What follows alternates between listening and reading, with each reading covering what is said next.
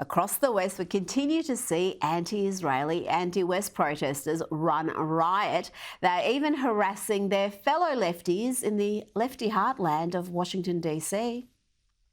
People who eat at Tate, the most basic Israeli establishment in D.C.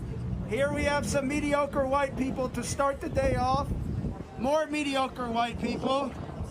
More mediocre white people. Thank you for the smile, sir. There, a chubby, mediocre white man. Hi, excuse me, ma'am. Can we ask you your stance on Palestine? Any stance, ma'am? No stance? No stances? No? Just what do you have for brunch? Some shakshuka? Some Palestinian shakshuka? Aib aleki ya kelba.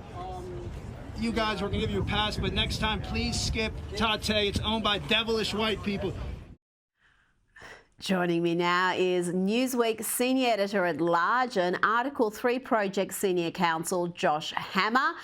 Josh, we've seen these protesters take over university campuses. They have these illegal encampments there. We've seen them cause enormous damage to property and openly threaten people. We've even seen acts of violence. And yet, as you have written in the New York Post, where are the consequences? Why are blue cities in particular turning a blind eye to this lawlessness?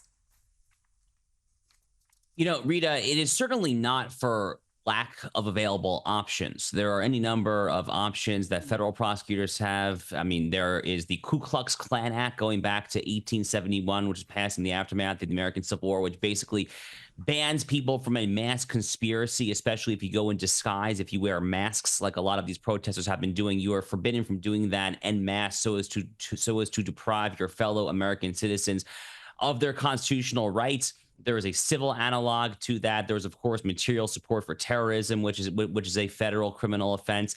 But the point is that whether at a federal level or at a local level, when it comes to, lower level local crimes such as harassment, intimidation, a lot of this stuff on the street, you don't have a free speech right, Rita, in our country. You don't have a First Amendment free speech right to intimidate and to harass people. You have a free speech right to make your opinions known on the issues of the day. You don't have a right to get into someone's face and to say that you want them to die, that you want to call for genocide.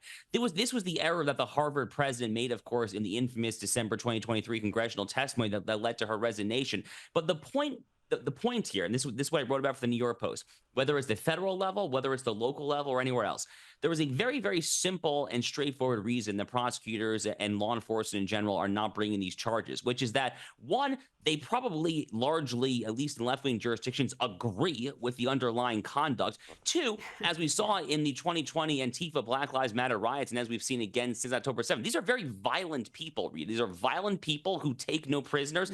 These prosecutors and cops don't want to be on these miscreants' bad side any more than anyone else wants to be. So they agree with the woke orthodoxy, and they don't want to get themselves hurt. What that creates, obviously, is a toxic stew. America is currently failing its Jews, and by extension, it is not merely just failing its Jews, it is failing us all.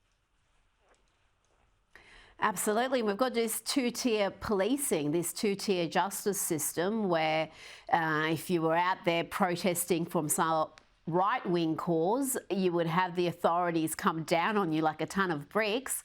But if they agree with your viewpoint, you can get up to the mischief we've seen. And calling it mischief is really underplaying it, because sometimes it is just violent intimidation and nothing else. Now, even a broken clock is right twice a day. And so I was interested in this analysis from CNN on the historic levels of support the Republicans are getting from black folk under Trump. They are perplexed, the folk at CNN, but they acknowledge this is a seismic shift.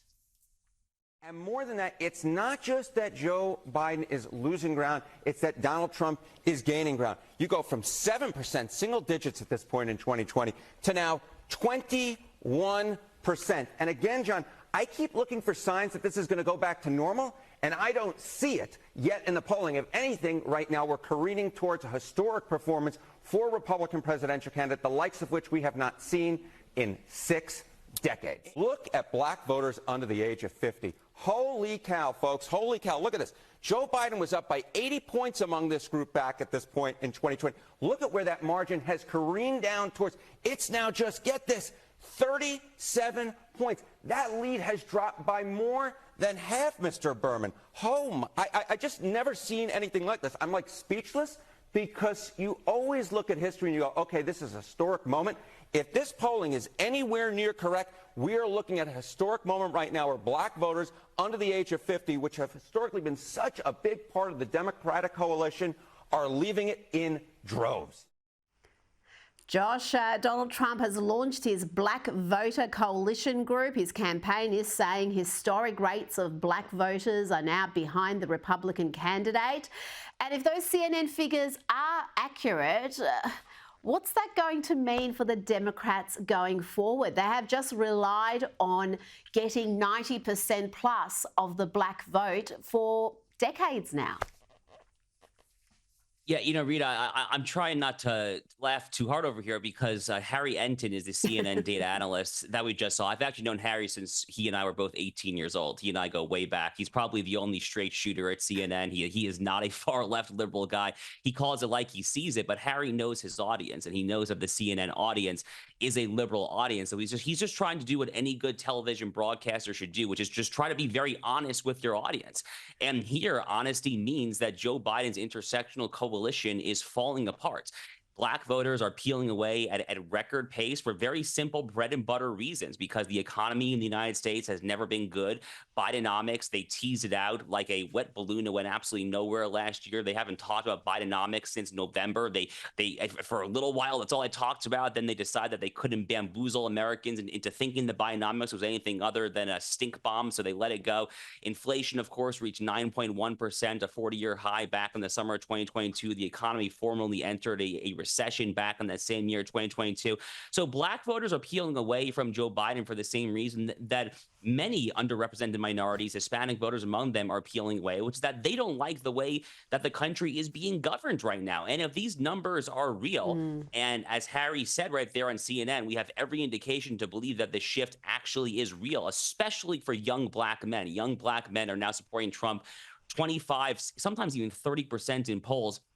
That could easily make or break the election when it comes to states like Michigan, Georgia, North Carolina, Pennsylvania, all of which have sizable black populations there. But the broader point to read is that the entire post-2008 Barack Obama, Joe Biden era Democratic Party, which is built on the house of cards of intersectionalism and identity politics, it's all falling apart right now. They're stuck between a rock and a hard place when it comes to the Middle East conflict. Obviously, they can't make the Arab voters in Michigan happy, but then they can't make the Jewish voters happy either, or the majority of Americans who support Israel for that matter. So everywhere you look, this whole identity politics thing is falling apart for them.